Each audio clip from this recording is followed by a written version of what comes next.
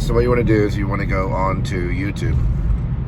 You want to put in Montage of Heck soundtrack. It's like 30 something videos. And what Kurt Cobain approved is his hands didn't lie. So the guitar may have been poor, and the amp poor, and the recording done with the tape player, but the work was there. So his practice was there, and his voice was not overpowering the mic, even though it was probably a tape player. He knew how to sound for that equipment. Daniel Johnston did the same. Daniel Johnston's from Austin. He used a tape player as well. That's why he liked Daniel Johnston and wore Hi, How Are You?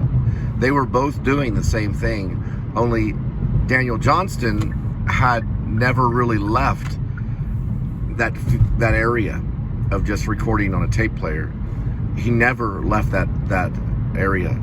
He never progressed from that. Now, he did do studio recordings, and they were usually done by independent recording artists, and all his stuff is independent. There's a few songs where he did work with half Japanese, Daniel Johnston. He worked with Jed Fair, and those guys. They captured some of it, but he always stayed at that state of his tape player. He never left that. Kurt did leave it alone to a certain degree, and got his own professional equipment probably, or at least that's how they play it in Last Days. Last Days was Gus Van Sant movie about his last days with Kurt Cobain playing his music and stuff.